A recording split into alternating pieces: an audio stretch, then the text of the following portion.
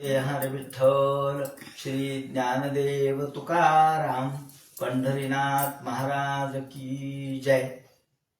आता अभिनव वाग्विलासिनी जे चातुर्य कला कामिनी ते श्री शारदा विश्वमोहिनी नमिली मिया। या ठिकाणी गणेश वंदन झाल्यानंतर माऊलींनी शारदा वंदन सरस्वती वंदन केलेलं आहे। आदिबीज असणारा गणेश निर्गुण निराकार निर्विकार अशा स्वरूपातून नाद रूपातून प्रगटला आणि हा नादच ओंकार होता। हा ओंकाराचं जे सगुण रूप आहे आकारबद्ध रूप आहे ते गणेश। आणि गणेश वंदनानंतर शारदा वंदन माऊली करताय। हे वंदन किंवा नमन करण्याची भूमिका कशासाठी आहे तर यामागे कृतज्ञतेची भावना आहे। कृतज्ञता म्हणजे आपल्यावर केलेला उपकार त्याची परतफेड तर शक्य नाही, परंतु निदान त्यांचा उल्लेख करणं त्यांचं ऋण प्रगट करणं ही एक सांस्कृतिक परंपरा असते, सांस्कृतिक निबद्धता असते। आणि म्हणून या दृष्टीने एक सुसंस्कृतपणाचा आणि आपल्या कृतज्ञतेचा आविष्कार माऊली करतायत। कारण आपल्या भाषेशिवाय आपल्याला कोणतीही संस्कृती आकाराला येऊ शकत नाही। भाषेशिवाय साहित्य निर्माण होऊ शकत नाही, भाषेशिवाय संवाद होऊ शकत नाही। हा उच्च दर्जाचा संवाद जो या ठिकाणी ज्ञानेश्वरीच्या निमित्ताने प्रगट करायचा आहे त्यासाठी शारदेची कृपा आवश्यक आहे। आणि म्हणून सुरुवातीला ते म्हणतात आता अभिनव वाग्विलासिनी। अभिनव म्हणजे नवीन नवीन। अभिनव शब्दाचा अर्थ विशेष प्रकारे नवता जिच्यामध्ये आहे, जी शिळी होत नाही, जी सतत ताजी आणि टवटवीत आहे, जी नित्य नूतन आहे तिला म्हणतात वाणी। ही वाणी नित्य नूतन असते कारण आपण जो शब्द उच्चारतो तो उच्चारल्यानंतर तो शब्द आकाशामध्ये विरून जातो, पुन्हा नव्याने शब्द आपण उच्चारतो म्हणजे ही नवनिर्मिती आहे। आणि या नवनिर्मितीच्या दृष्टिकोनातून तिला अभिनव शब्द वापरलाय। आणि ही वाग्विलासिनी आहे। वाग म्हणजे वाणी। वाग्विलासिनी शब्द वापरत असताना माऊलींच्या समोर ऋग्वेद आहे, कारण ऋग्वेदामध्ये वाग म्हणजे वाणी रूपी देवता ज्याला आपण वाग्देवी शब्द वापरलाय। किंवा वाग म्हणजे वाणी, वागा हा शरीरिणी असं म्हणतात, जी अशरीरी आहे, जी वाणी रूपाने अस्तित्वात आहे। आणि ही वाग देवी अर्थात सुरुवातीला वेदामध्ये जे वर्णन आलेलं आहे त्यामध्ये वाग अर्थात वाणी ही देवता प्रगट झाली आणि सर्व देवतांना आनंद झाला असं वर्णन केलेलं आहे। ही वागाहारी शरीरिणी जी आहे ही देवता वाणी रूपाने। वाणीला यासाठी महत्व आहे की वाणीच्या द्वारेच आपण सगळं व्यक्त करू शकतो। अव्यक्त असणारी गोष्ट व्यक्त कोणत्या अर्थाने करू शकतो? वाणीचे 4 प्रकार जे मानलेले आहेत, परा पश्यंती मध्यमा वैखरी। यामध्ये परावाणीमध्ये मनोमय वाणीमध्ये आधी एखादी गोष्ट येते, कल्पना रूपाने येते, कारण कल्पना देखील वाणीचीच एक शक्ती आहे असं मानलंय। ही कल्पना आधी अंतःकरणामध्ये मनामध्ये येते आणि ही पुढे शब्दाने व्यक्त होते। पण ही व्यक्त करण्याची एक शक्ती असते, त्याच्याशिवाय आपल्याला हे व्यक्त करता येत नाही।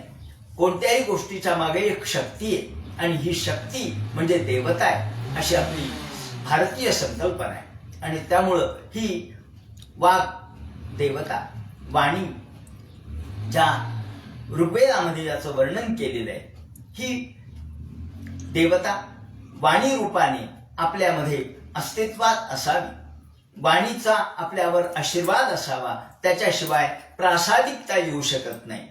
मनामध्ये कितीही जरी गोष्टी असल्या तरी ते प्रगट करण्याच्या मध्ये एक वाग्विलास असतो, प्रगट करण्यामध्ये एक क्षमता असते। या ठिकाणी मुद्दाम एक संदर्भ देतो। कालिदास महाकवी होऊन गेले आपल्याला माहित आहे। हे कालिदास महाकवी जरी असले ते नंतर झाले, परंतु आधी ते अशिक्षित होते, त्यांना काहीच येत नव्हतं। त्यांची जेव्हा पत्नी तिच्या लक्षात आलं की आपल्या पतिराजांना काहीच येत नाही, तेव्हा ते अत्यंत मूर्ख आहेत, अज्ञानी आहेत. त्यांच्या पत्नीचं नाव होतं विद्योत्तमा. ती अत्यंत सुंदर होती, गर्विष्ठ होती, शारदानंदाची मुलगी होती आणि हिच्याबरोबर मुद्दाम कालिदासाचा विवाह करण्यात आला. आणि ज्या वेळेला कालिदास यांना काही येत नाही हे कळालं तेव्हा ती पत्नी चिडली, असं वर्णन केलेलं, रागावली आणि ती म्हणाली, बस तुम्ही आता घरात प्रवेश करायचा नाही, निघून जा घरातून. आणि कालिदास घरातून निघून गेले. सरस्वती देवीची प्रार्थना केली आणि तिला प्रसन्न करून घेतलं आणि परत आले. परत आल्यानंतर अर्थात संस्कृतज्ञ झालेले होते, संपन्न झालेले होते, विद्यावंत झालेले होते आणि त्यांनी एकदम संस्कृतमध्ये शब्द उच्चारला, अनावृतम कपाटम द्वारं देही, अर्थात दार उघड, हा त्याचा अर्थ. तिला असं वाटलं की आपले पतिराज तर आलेत, परंतु काय काय शिकून आले असतील. तिने आतूनच प्रश्न उपस्थित केला. ती म्हणाली, अस्ति कश्चित बाग विशेषः, काय तुमच्या वाणीमध्ये वैशिष्ट्य आहे सांगा. आणि एवढा तिचा जो प्रश्न आहे, अस्ति कश्चित बाग विशेषः, एवढा एकाच प्रश्नावर त्यांनी 3 काव्य लिहिले. अस्तुत्तरस्यां दिशदेवतात्मा या शब्दाने अस्ति शब्दापासून सुरू होणार कुमार संभव त्यांनी लिहिलं. अस्तुत्तरस्यां दिशदेवतात्मा, इथे अस्ति शब्दाच्या पासून सुरुवात करून काव्य लिहिलं. कश्चित या शब्दातून कश्चित कांता विरह गुरुणा, यामधून मेघदूत काव्य लिहिलं. म्हणजे कश्चित, अस्ति कश्चित आणि वाग विशेषः या शब्दावर त्यांनी वागर्थाद्य संपृक्तो वागर्थ प्रतिपत्तये जगतः पितरो वंदे पार्वती परमेश्वरो हा रघुवंश लिहिला.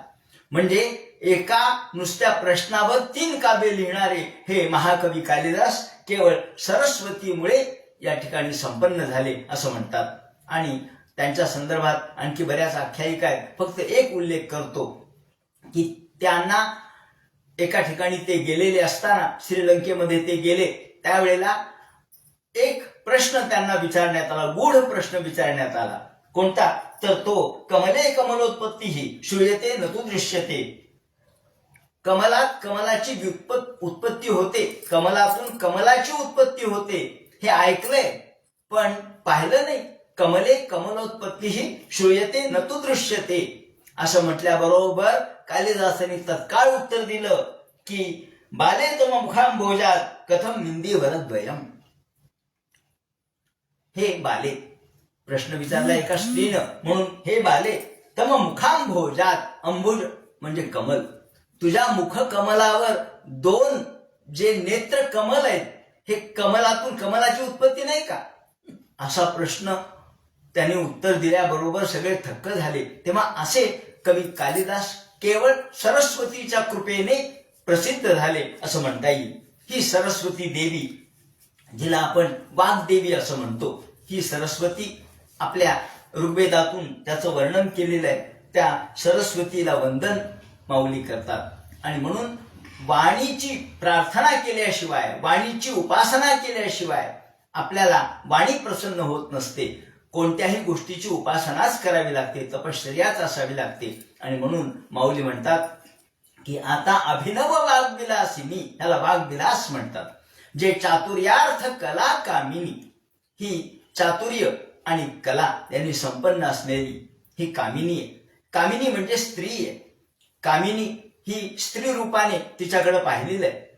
आणि कला कामिनी म्हणून ज्या महाकवी नरेंद्राने तिचा उल्लेख केलेला आहे, कविता कामिनीचा धरुणी हातू भावो दोन्ही अंगी मलपतू, असं त्यांनी म्हटलंय. तेव्हा कवितेला कामिनी म्हटलंय. तसंच इथं काव्य कामिनी, कला कामिनी शब्द वापरलाय. कारण जे कला संदर्भ जो आहे, मुळात कला शब्द स्त्रीलिंगी आहे, कला हा शब्द स्त्रीलिंगी आहे. त्यामुळं कला शब्दातून कला जी प्रगट करते ती कला देवता सुद्धा स्त्रीलिंगी असणं स्वाभाविक आहे. म्हणून या ठिकाणी सरस्वती देवीला वंदन केलेलं आहे. सरसवती, ती रसवती आहे. सा रसवती, ती रसवती असल्यामुळं, रसरूप असल्यामुळं आणि रसना म्हणजे जीभ हिच्यावर अधिष्ठित असल्यामुळं आपण देखील संस्कृतमध्ये असं म्हणतो की ऋग्वेदामध्ये जे मंत्र आहेत त्यामध्ये प्रामुख्याने या सरस्वतीचा मंत्र म्हणत असताना असं आपण म्हणतो की ही सरस्वती देवी कशी आहे, तर रसरूप असल्यामुळं, तिच्यामध्ये शक्तिरूप असल्यामुळं, शक्तिरूपेण संस्थिता, ही आपल्यामध्ये शक्तिरूपाने, कलारूपाने, आणि म्हणून आपण प्रणो देवी सरस्वती वाजी निवती धी नाम वित्र्यवतू असं म्हणतो. तिला धी म्हटलंय, बुद्धी म्हटलंय, आणि ते आपल्या वाणीवर स्थित आहे. शक्तुमिवते तौना पुनंतो यत्र धीरा मनसा वाचमक्रता अत्रा सखाय सख्यानि जानते भद्रेशान लक्ष्मीर निहिताधिवाची, जी वाणीवर स्थित आहे ती लक्ष्मी, ती सरस्वती सौंदर्य रूप आहे. आणि हिला शारदा म्हणण्यामध्ये एक वैशिष्ट्य आहे. शरद हा ऋतू आहे, आणि शरद ऋतूमध्ये जी प्रसन्नता असते ती शारद शब्दाने व्यक्त होते. म्हणून शारदा म्हणजे जिच्यामध्ये प्रसन्नत्व आहे, ज्याच्यामध्ये मोहिनी अशा प्रकारचं रूप आहे, मोहन शक्ती आहे, अशी मोहना शक्ती असलेली ही सरस्वती. आणि या सरस्वतीच्या संदर्भात भारतीय जीवनामध्ये सरस्वती नावाची नदी उल्लेखलेली आहे. आपल्याला माहिती आहे ही महानदी आहे, आणि हिला देवता रूप प्राप्त झालेलं आहे. हजारो वर्षापूर्वी ऋग्वेदाच्या काळामध्ये ती वाहत होती, प्रचंड धोधो धोधो प्रवाहाने वाहत होती. व्यासांनी आपलं सगळं ग्रंथ रचना आणि ऋग्वेदादी सगळ्या रचना सरस्वती नदीच्या तटाकावर झालेल्या आहेत. या ठिकाणी हिमालयातून निघून ती अरबी समुद्राला मिळत होती. नंतर त्यावेळेला कुरुक्षेत्रावर एक संगम, त्रिवेणी संगम पेहावा या ठिकाणी आज शास्त्रीय दृष्टिकोनातून संशोधन झालेलं आहे. शास्त्रीय दृष्टिकोनातून असं संशोधन झालंय की ही हिमालयातून अरबी समुद्राला मिळत होती, आणि त्यावेळेला सतलज आणि यमुना ह्या तिच्या उपनद्या होत्या, आणि यांचा त्रिवेणी संगम पेहोवा या ठिकाणी कुरुक्षेत्राच्या जवळ होत होता. पण नंतर उत्पात झाले, प्रवाहाची दिशा बदलली, आणि सतलज सिंधूला मिळू लागली आणि यमुना गंगेला मिळू लागली. त्याप्रमाणे इथे वाळवंट निर्माण झालं. ही सरस्वती वाणीची देवता, वाघ देवता. ऋग्वेदाच्या 6व्या मंडलामध्ये आपल्याला तिच्या संदर्भातलं सूक्त दिसतं, तिला बुद्धीशी जोडलेलं दिसतं.